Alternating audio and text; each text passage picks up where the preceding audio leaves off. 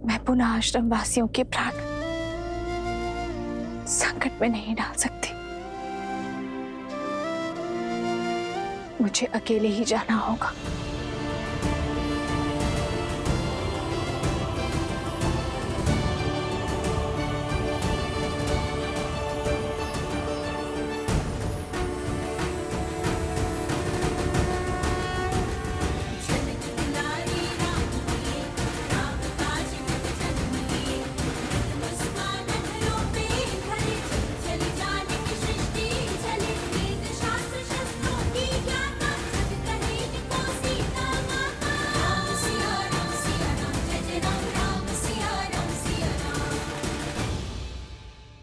लवकुश, आपने अपनी माता को सत्य बताया? मुख से तो नहीं कहा, किंतु संकेत अवश्य दे दिया हनुमान जी। श्री राम और माता सीता के संबंध पर अटूट विश्वास रखती है हमारी माता। इसलिए श्री राम और माता सीता को मिलाने का प्रयास हमारा धर्म भी है और कर्तव्य भी। कारण चाहे जो हो, तुम्हें अपनी माता से सत्य नहीं छुपाना चाहिए था। जितना हमने अपनी माता के जीवन को समझा है, यदि उन्हें सत्य का भान होता तो कदाचित मैं युद्ध से रोक सकती थी, किंतु हमारा उद्देश्य समझकर, हमारा लक्ष्य जानकर वे हमारा साथ ही देती। तन और मन दोनों से आपसे युद्ध करने की दस्सत है श्री राम।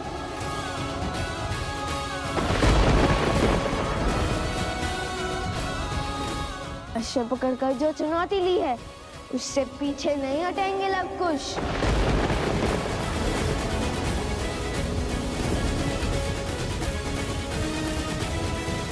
जैसी तुम्हारी इच्छा। मैंने हर धर्म का पालन किया ताकि तुम दोनों को इस युद्ध की अग्नि में जलने से रोक सकूं। और यदि युद्ध करने की ही मंशा है तुम्हारी, तो तथास्तु।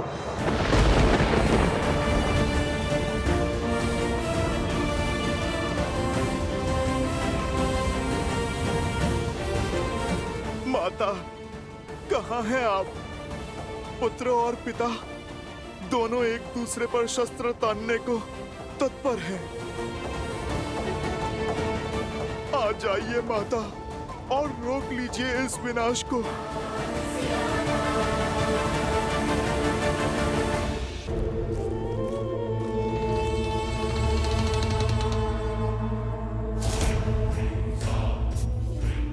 आओ सीता, आओ, चली आओ अपनी मृत्यु के पीछे।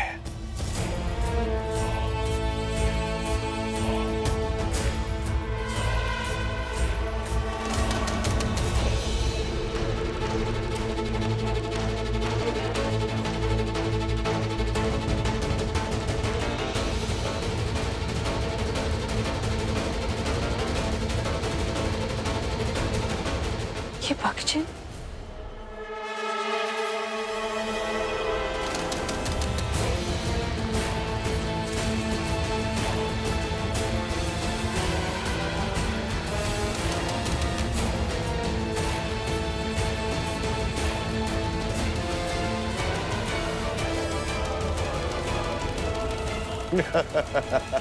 अद्भुत! शक्ति को युक्ति से काटा है तुमने शूर्पणखा। क्या योजना बनाई है सीता को राम और लवकुश के युद्ध से दूर ले जाने की। सीता का आश्रम में वास इस युद्ध में बाधा डाल सकता था, और अब हम हार का भार नहीं उठा सकते हैं भैया। अब जब राम लवकुश पर अस्त्र चलाएगा और जब लवकुश उसके वार का प्रतिकार देंगे, और तब उस क्षण का साक्षी समस्त त्रिलोक बनेगा। और ऐसे में ये बात सीता तक ना पहुंचे, ये तो असंभव है। इसलिए सीता को इस युद्ध और युद्ध भूमि से दूर ले जाना अति आवश्यक था भैया। और वचन से बंधा वो हनुमान चाह कर भी अपना मुख नहीं खोल पाएगा। और चुपचाप इस विनाश का स्वांग देखता रहेगा। उत्तम सुपनखा, उत्तम।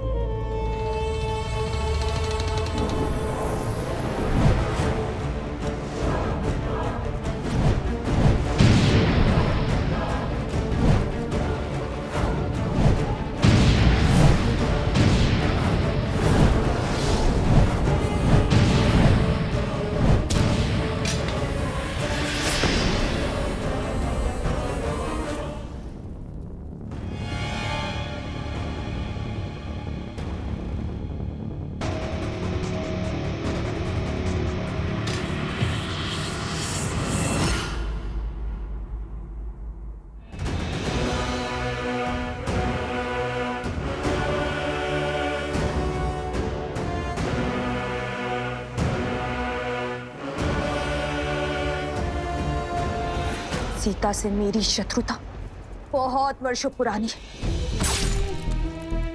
बहुत गहरे घाव दिए हैं उसने मुझे।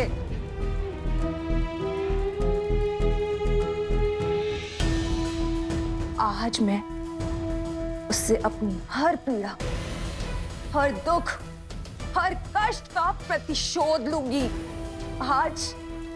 आज उस सीता का अंत होगा।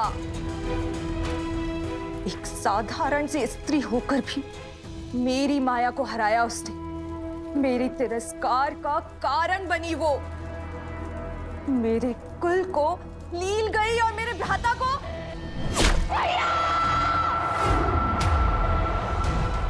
और मेरे भ्राता का काल बनी।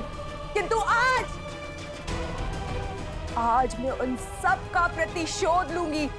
आज उसकी मृत्यु के साथ हमारी इस शत्रुता के अध्याय का भी अंत होगा।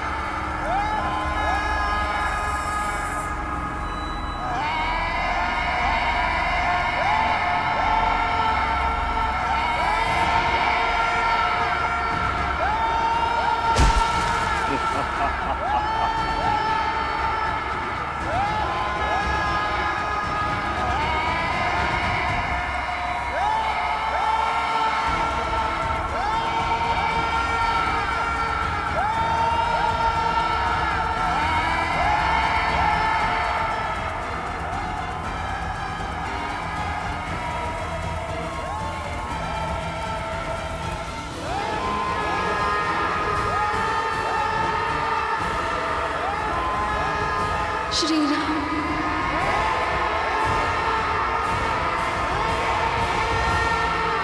आज हमारी चाल केवल राम सिया की नहीं बल्कि समस्त रघुवंश का अंत कर देगी।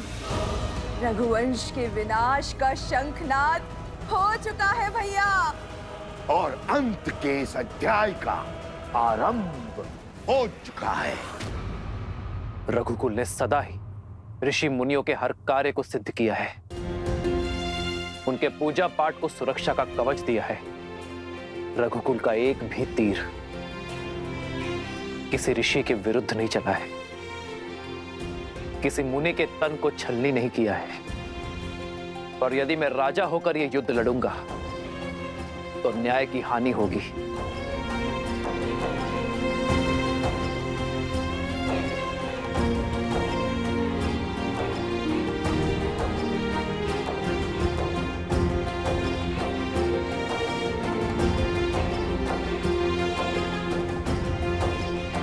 प्रभु, ये क्या कर रहे हैं आप?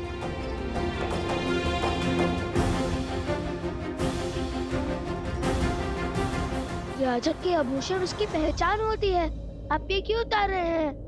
राजा, तुम्हारी दृष्टि में जो अपराधी है वो राजा राम नहीं, सीता का पति राम है। और एक पति का सीधा संबंध उसकी पत्नी के साथ होता है। जिसकी पत्नी वनवासी है, श्रृंगार और आभूषण धारण नहीं करती, तो तुम्हारे प्रश्न और प्रहार का उत्तर देते हुए ये पति भी ये आभूषण धारण नहीं कर सकता। और दूसरी बात, शास्त्रों के अनुसार एक राजा का ऋषि कुमारों से युद्ध करना वर्जित है, किंतु ऋषि कुमारों में द्वंद्व संभव है। तो इसलिए आज ये राजा राम कुछ समय के लिए अपना राजसी रूप त्याग कर एक वनवासी की भांति युद्ध लड़ेगा। श्री राम श्री राम श्री राम श्री राम श्री राम श्री राम श्री राम श्री राम। ना पिता को सत्य का भान है और ना ही पुत्रों को। पिता को ये नहीं पता कि वो अपने ही वंश को लील रहे हैं, और पुत्रों को ये आभास नहीं है कि वो जिन पर बाण ताने खड़े हैं वो उनके ही पिता है। कदाचित सत्य का ज्ञान इस युद्ध को टाल सकता है। कम से कम ये प्रयास तो कीजिए कि सत्य उन तक पहुंच सके। सत्य उचित समय आने पर ही सबके समक्ष उजागर होता है देवी, और जो समय से पूर्व ही सत्य को सबके सामने लाने का प्रयास करता है वो नियति के लक्ष्य में बाधा उत्पन्न करता है। आवश्यक नहीं कि समय सदैव आपके पक्ष में हो, क्योंकि सत्य और समय कभी साथ साथ होते हैं तो कभी भिन्न। श्री राम और लवकुश के मध्य होने वाले इस युद्ध को भी स्वयं समय ने ही चुना है। स्वयं समय ने ही साक्षात नारायण को इस दुविधा में डाला है कि वो इस परीक्षा की घड़ी का सामना करे। ये द्वंद्व आने वाली पीढ़ियों को ये संदेश देगा कि परीक्षा की घड़ी आने पर, दुख की घड़ी आने पर उससे लड़ा नहीं जाता, उसे काटा जाता है। और सीता, उनका क्या महादेव? वो तो सूर्पनखा और सहस्त्र रावण के पाश में फंसी है। कहीं जो काम शक्ति नहीं कर पाई वो युक्ति ना कर दे। नहीं नहीं महादेव, सीता को कुछ नहीं होना चाहिए।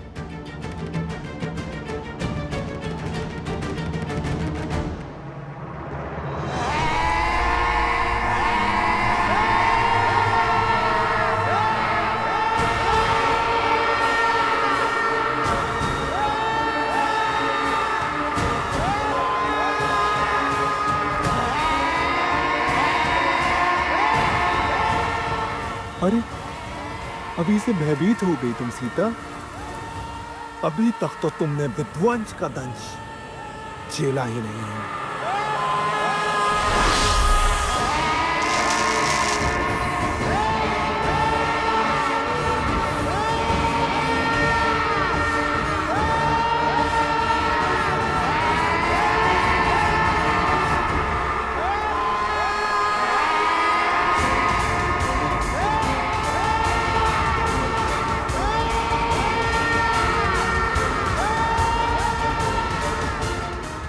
डालो बानासुर, अंत कर दो इस सीता का। इसके साथ ही रामायण की गाथा और उसकी संपूर्णता की कथा का अंत हो जाएगा भैया।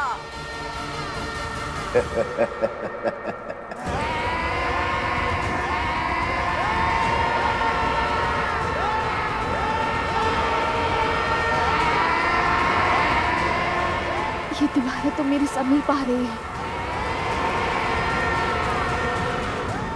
ये गौरी माँ, मुझे अपनी शरण में मेरी सहायता कीजिए गौरी माँ।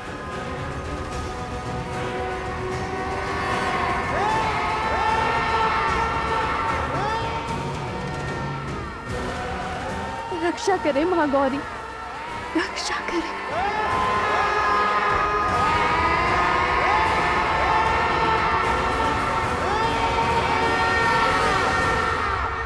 महादेव, महादेव, अब मेरी पुकार हो रही है। आप समय से विवश हैं और मैं भक्त की पुकार से। किंतु मैं क्या करूं? समय आ गया है देवी, जब आपको अपने समक्ष झांक कर देखना होगा, आत्मनिरीक्षण करना होगा। यही समय की मांग है, आपके लिए भी और देवी सीता के लिए भी। मैं कुछ समझी नहीं। भूल रही हैं आप, गौरी का एक दूसरा रूप भी है, जिससे साक्षात काल, महाकाल दोनों भयभीत रहते हैं।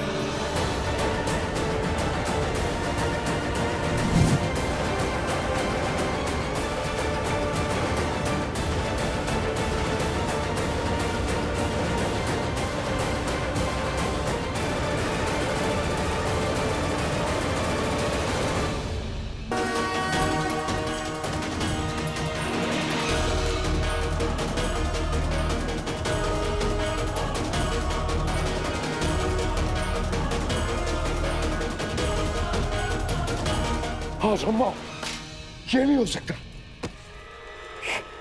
ये नहीं हो सकता।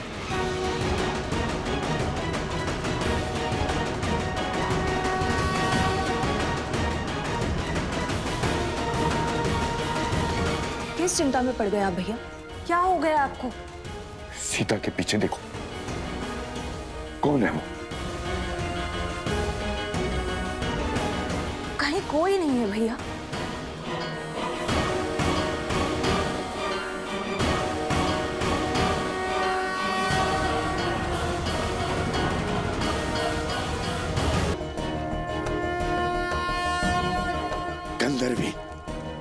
गंधर्वी चंचलाक्षी मर चुकी है वो, फिर यहां कैसे? ये कैसी माया है? गंधर्वी चंचलाक्षी कौन है ये? क्या हो रहा है आपको भैया? भैया किसकी बात कर रहे हैं आप? कौन है ये मुझे बताइए भैया।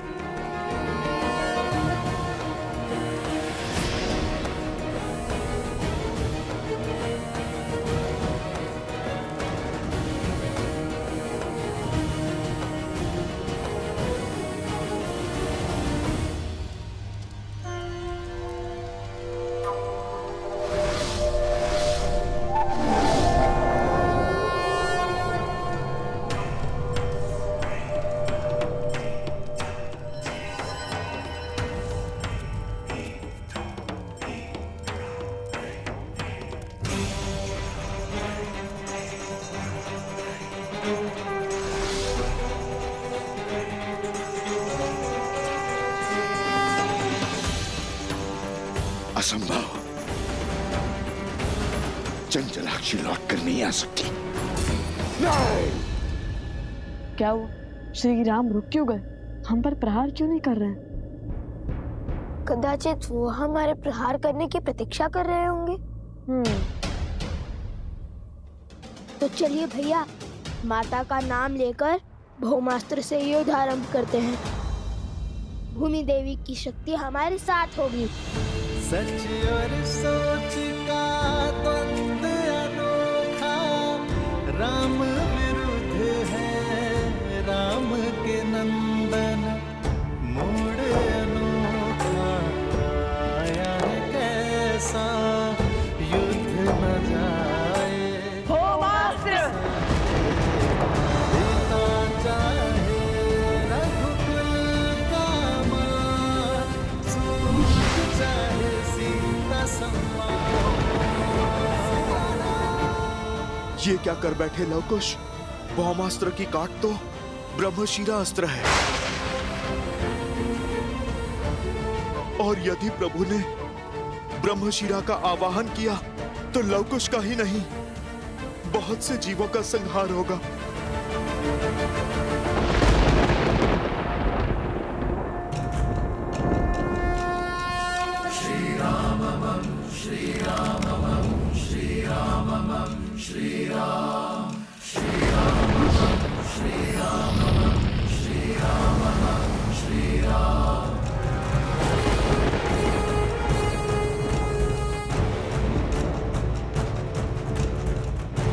एक क्षण भैया, यदि श्री राम ने भौमास्त्र के विरुद्ध ब्रह्मशिरा अस्त्र का उपयोग किया तो हमारे पास उसका काट भी नहीं है। वो निर्णय उनका है।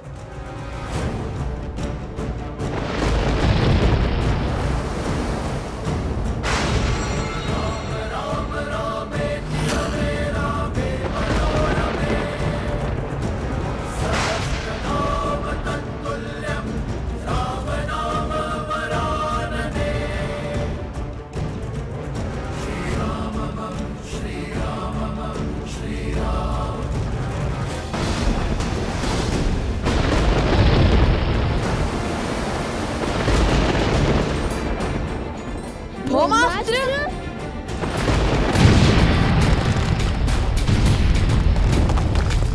श्री रामचंद्र कृपालु भजु मन, हरण भव भय दारुण। महाराज के आगे अस्त्र की शक्ति नहीं, धर्म की शक्ति चलती है। अस्त्र चाहे कोई भी हो, महाराज के तप और त्याग के कारण हर अस्त्र की शक्ति 100 गुना बढ़ जाती है।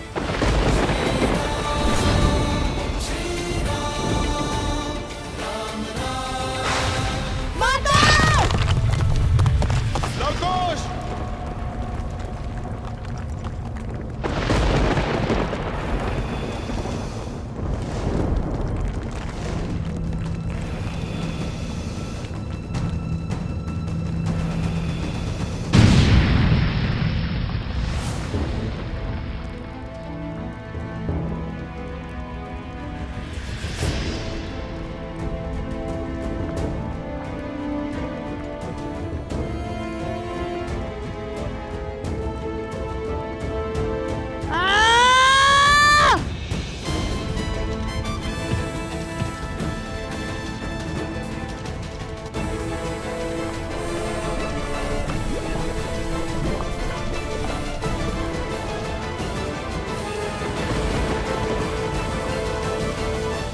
प्रभु आप रुक जाइए, मत कीजिए ये अनर्थ। मेरे पास रुकने का कोई कारण नहीं है हनुमान। ये दो बालक अयोध्या के मान सम्मान को ध्वस्त कर रहे हैं, रामराज्य के स्वप्न का संहार कर रहे हैं। प्रभु, मैं भगवान वाल्मीकि के वचन से बंधा हूं, इसीलिए मैं आपको सत्य नहीं बता सकता, किंतु मैं आपको अवश्य इतना कह सकता हूं, ये जो घट रहा है उचित नहीं है प्रभु।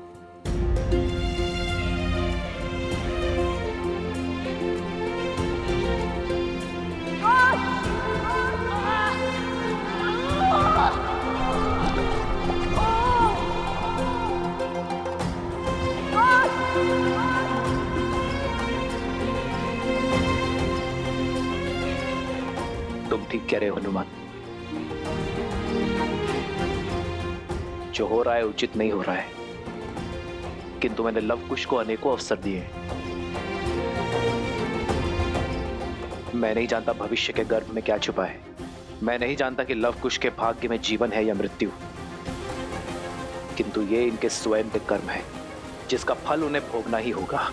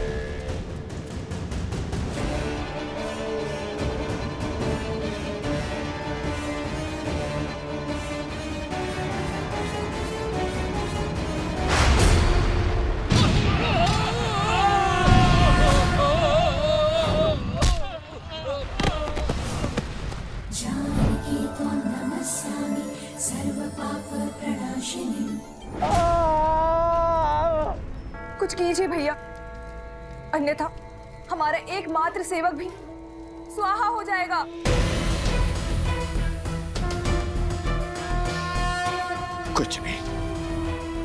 कुछ नहीं कर सकता मैं। ये चंचलाक्षी है। क्या हुआ है आपको भैया? कौन है ये चंचलाक्षी? कैसे जानते हैं आप इसे? क्या नाता है आपका उससे? बताइए भैया, उत्तर दीजिए भैया। कौन है ये चंचलाक्षी? क्या हो रहा है आपको भैया? भैया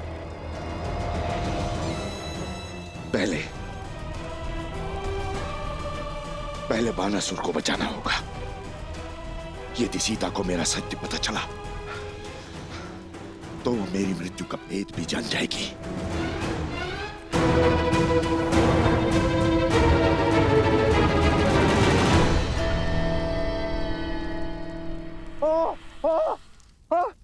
महाराज बचाइए, बचाइए महाराज। माता! माता!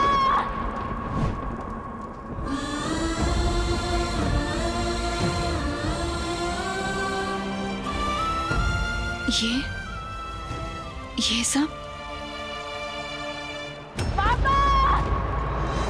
लवकुश,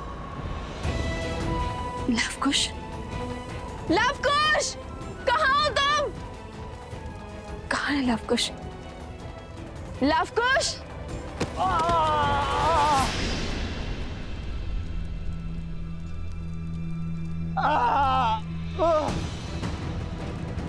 ये अवश्य इन असुर की कोई माया थी।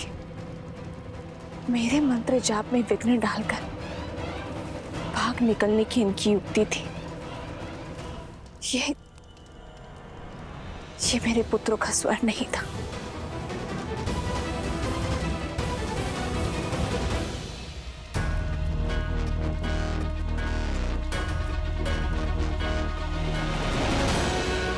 रुक जाओ दुष्ट!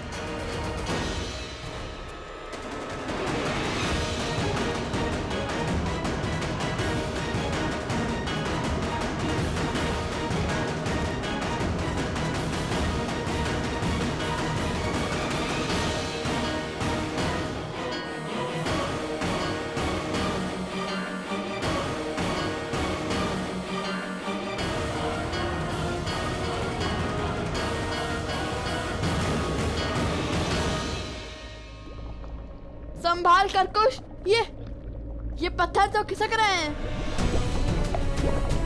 हमें इस पास से बाहर निकलने का कोई न कोई मार्ग ढूंढना होगा। हमें माता का नाम लेकर अपने जीवन को दांव पर लगाकर ना ये अंतिम बार करना होगा। जीवन को बचाने का प्रयास करना होगा। और यदि ये लावा हम पर गिरा या पत्थर निकले तो हमारी मृत्यु निश्चित है।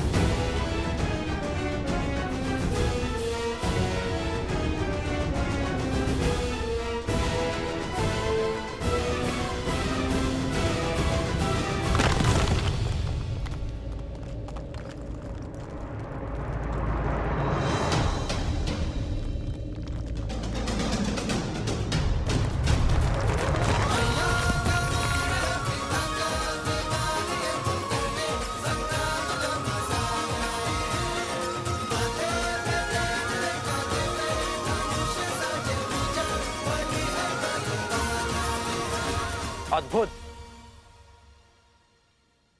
मैं जानता था तुम दोनों अवश्य लौटोगे। तो बताओ, मृत्यु के इतना समीप जाने के बाद क्या इच्छा है तुम्हारी? क्या आप भी मुझसे युद्ध करोगे? क्या समर्पण करोगे? बालकों, मान जाओ प्रभु की बात। स्वीकार कर लो प्रभु का ये अवसर, स्वीकार कर लो। जब श्री राम और राजानुज लक्ष्मण को अहिरावण उठाकर ले गया था, जब आपको कोई मार्ग नहीं सूझ रहा था, तब क्या आपने पीछे हटने का विचार किया था? जब मेघनाथ ने लक्ष्मण जी को घायल किया था, तब आपने पीछे हटने का सोचा था?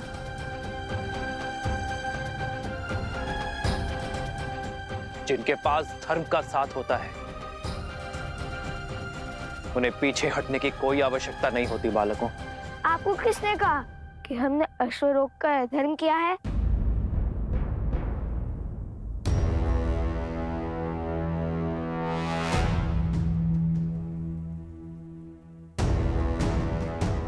ये अश्वमेध का अश्व है, जो धर्मात्मा महाराज कौशल नरेश अयोध्यापति श्री राम की संपत्ति है और मर्यादा और धर्म की गति का प्रतीक है।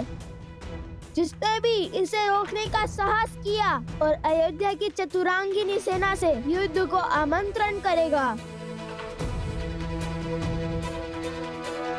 हमने तो केवल ये चुनौती स्वीकारी है।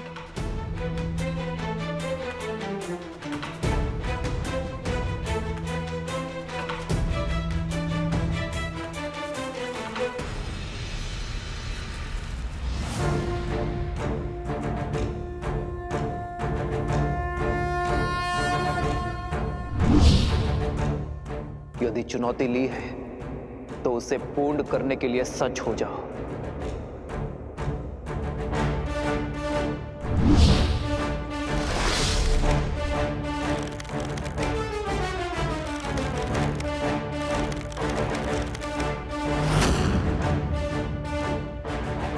सावधान!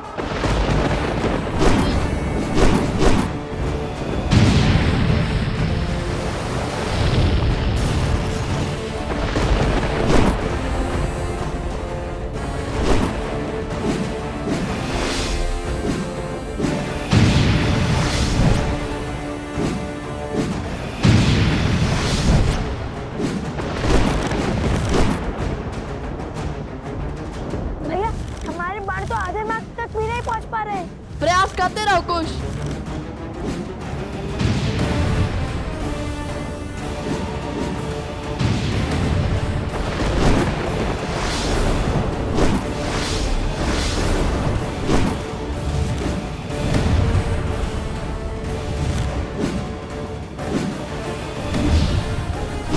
भैया, उनके माथे पर तो श्वेत तक भी नहीं उभर रहे और यहाँ हम मन और संबल हारते जाते हैं।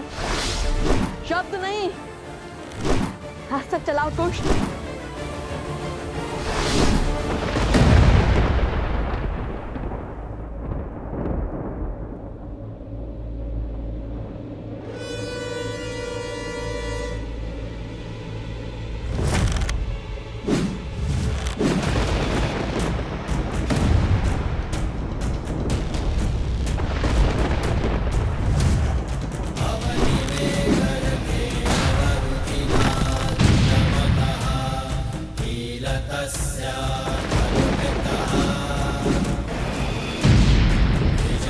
किशोर अवस्था में ये बालक श्री राम के सामने खड़े हैं। उन श्री राम के सामने जिनके आगे रावण और बाली जैसे महाबली नहीं टिक पाए।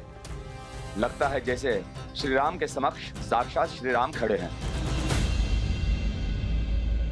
ये विद्या के धनी अवश्य हैं, किंतु विद्या का उपयोग अधर्म के लिए कर रहे हैं। ये विद्या राष्ट्र की भलाई, देश के विकास के काम आनी चाहिए थी, किंतु उन्होंने बुराई का पथ चुना है। और बुराई चाहे जितनी बलशाली हो, अंत में हारती ही है।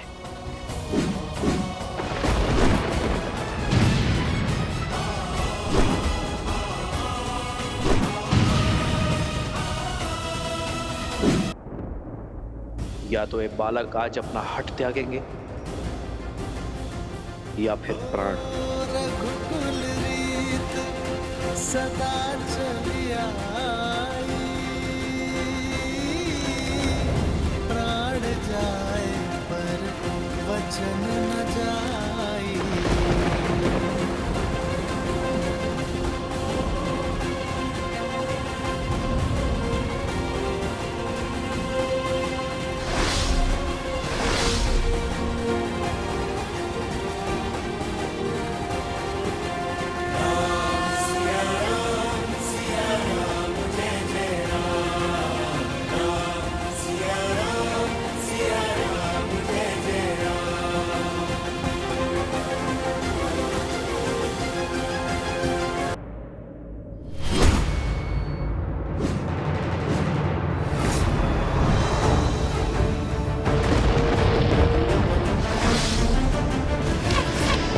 सच और सोच का द्वंद अनोखा, राम विरुद्ध है राम के नंदन। हे महादेव, इस महाविनाश को रोकने का आप मुझे मार्ग दिखाइए। मेरे प्रभु और उनके वंशजों को इस अनर्थ से बचाइए महादेव।